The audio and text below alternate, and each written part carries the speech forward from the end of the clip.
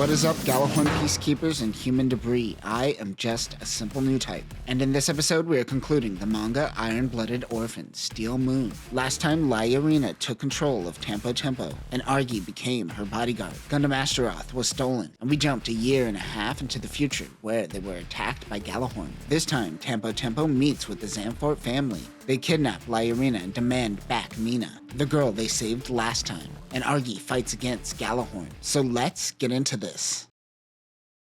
Yu, Hana, and Sampo are in a bar worrying about their next meal when a man named Zaza Fossil offers them a job. They took the job because it pays in a currency called Miria, rather than Galahorn's currency. We cut back to the twins kidnapping Mina. They're regretting taking this job. The two run into Volko Warren. However, both run into Galahorn, who begin firing. The two work together against Galahorn in exchange for Mina. A shuttle is leaving the Dork colonies. On board is Silt Zanfort, head of the Zanfort family. He meets with Gundam Voile pilot Vile Klassen. They seem to have met before. He mentions that his daughter was killed during the Dort riots and was here to handle her affairs. He seems to be in a temporary position with the Audit Bureau. Vile informs him that someone else is in possession of Gundam Dantalion. The only way that could happen is if it happened from the inside, suggesting Silt himself. He tells the Zanforts to be careful and not end up like the Nadira family. The Aryan Rod fleet are coming to assess the situation. Meanwhile, Argy is fighting Jizen in the Ultlinde. The V-03-0907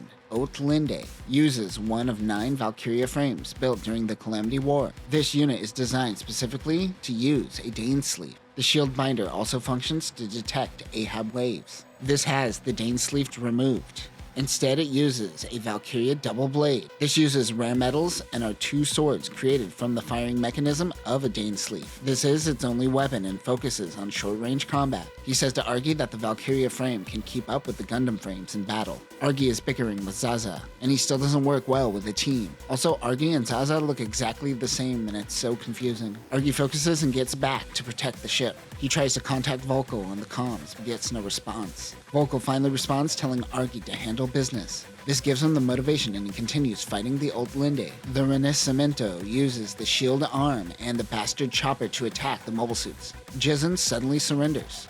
Volko tells Argy the Galahorn soldiers have surrendered and the Aryan Rod fleet has fled. Mina is safe, but the human debris twins fled in confusion. John Marco is too excited to interrogate a man named Jizen Jizzle. The prisoner with the gross name tells them that the girl they have is Mina Zanfort, of the Zanfort royal family. He thinks that they were kidnapping the 2 sisters, but they're just harboring them from safety. Jizen has proof that Mina is alive and wants to prove the innocence of the Nadira family. Jean Marco doesn't understand what he is talking about, but we as the reader just stumbled onto an old-fashioned Galahorn cover-up. Jizen met Volko when he was a kid. He understands that he is a part of the Nadira family and Galahorn. He tells the team that there is an internal security unit that has been controlled by the Nadira family for generations. It's like internal affairs, but with more corruption. Essentially the opposite of the Audit Bureau. It is called Olorus. Ever since the incident with Isnario at the end of Season 1 of IBO, they have been cracking down on fraud. Volko knows that the Nadiras were working with the African Union. The head of the family was arrested, but the son got away. This is Dira Nadira. Mina happens to be his fiancée. Jizen ultimately has Mina's best interests and doesn't seem like a threat. Kim Cerulean still thinks of Mina as a sister, even though they aren't blood related. While they are talking, a woman is on the comms looking for Volko and Argy. She says her name is Nanao. It's the woman who stole the Gundam. They demand to know where the parts went. She refuses to answer anything regarding the Gundam. She has better news for them. She knows the location of Dira Nadira. They make their way towards the civilian spaceport, Utland 2. Nanao shoves her titties right into Argy's face. In order to find Dira Nadira, they have to head to Earth. We flash back to 5 days earlier. The gang doesn't trust the girl. She wants to talk to Dira because she knows him best. Jean Marco kept it conveniently hidden that Gundam Dantalion has been in the hands of the Zanfort family for generations. Laierina wants to get to the bottom of this. Suddenly she gets a message saying that she knows what caused the avalanche shuttle to explode 10 years ago, referring to Argy's family. Once the team makes it to Earth, Nanao gives them the location of Dira, which is in an island near South Africa. Mina asks Argy if he has siblings. He says mine died 10 years ago. Mina thinks I should talk to my sister. Kim was on the run and only met Mina about a month ago. Everything regarding the Zanfort family doesn't really matter to her. While the 2 sisters have a moment, the alarms go off. Grazes are airdropping down onto their location, which seems to be the Arctic. Argy launches an Astaroth Rinascimento. He is ready for an attack from above, but never expected an attack from below. It happens to be Gundam Grimmery. The ASW G56 Gundam Grimmery is operated by the Nadira family. The upper half of the unit is covered in nanolaminate coat, which is stronger than nanolaminate armor. This has far superior shock absorption and vastly increases defenses. The Gundam's head is covered in a nanolaminate coated hood. This is great for solo and recon missions. The only weapon is a battle anchor, which is a two-bladed anchor, but one end of the blade was destroyed during the Calamity War and was never fixed because nanolaminate coat technology has been lost to time. This affects the balance of the machine. The pilot of the Gundam rages and says that Mina is dead. Argy tries to calm him down, but he is on the defensive. He can't pierce through the nanolaminate coat. He whips out the bastard chopper. Remember, the bastard chopper utilizes a Dainsleif-style firing mechanism, but with gunpowder instead of a weapon of mass destruction. Mina shows herself to prove that she is alive. The pilot gets out of the Gundam. It is Dira Nadira. The two are reunited. The Zamfort family was helping feed families in Africa, and then set up the Nadiras to take the fall, and did so by throwing Mina under the bus. She could testify at the expense of her father, which seems to be the bad guy. Why is she trying to protect him? They get an LCS from Gianmarco. Laurina was kidnapped by Zaza Fossil. He wants Mina in exchange for her. A lot of people getting kidnapped off page. Zaza has a creepy fancy dinner with Laurina. He pretended to have intel only to capture her in exchange for the Zamfort daughter. He mentions that he is Mina's real sibling. His real name is Zadil Zamfort.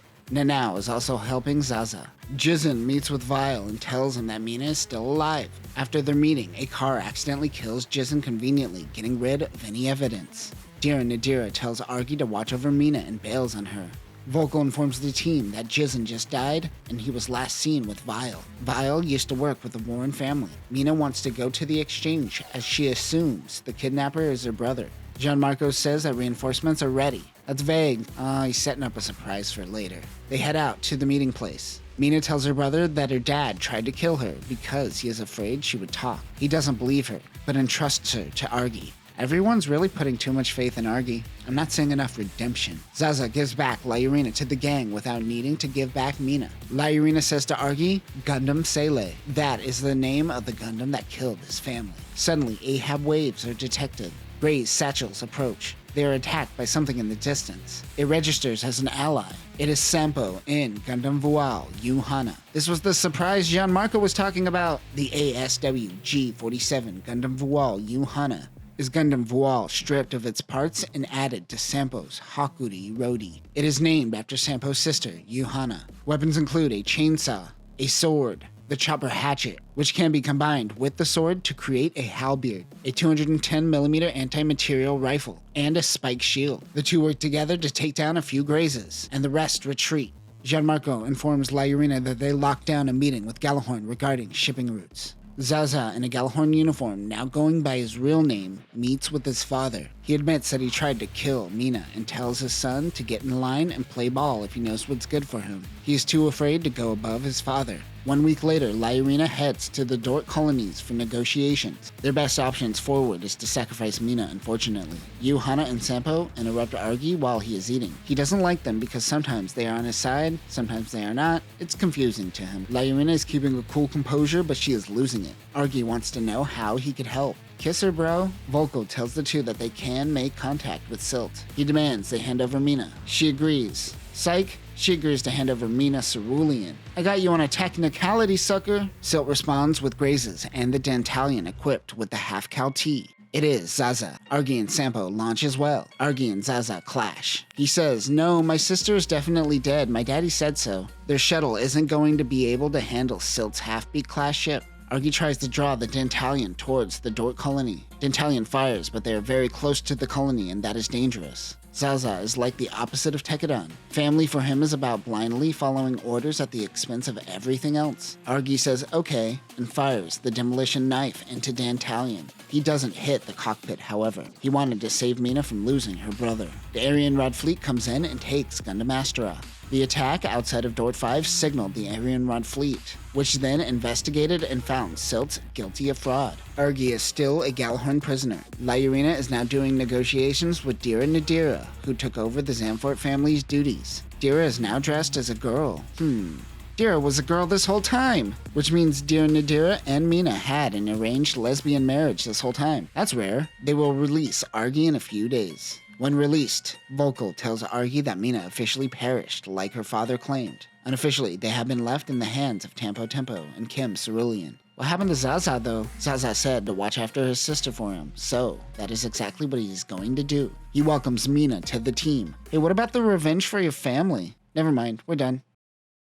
And that will conclude Mobile Suit Gundam Iron-Blooded Orphan Steel Moon. This manga was very clunky, and there was very little effort put into these characters. The pacing of this run is incredibly fast-paced and feels like it was trimmed down from something bigger. I don't know. Does this help expand the post-Calamity universe at all? It was kinda cool to see the royal families outside of the 7 stars, but other than that, I don't feel like I know this world any better. There is a manga adaptation of the anime Iron-Blooded Orphans, but besides that, there isn't too much from this universe. Let me know where we should go next in terms of AUs. But that will do it for now, Human Debris. Remember, sometimes your dad is a liar. Peace.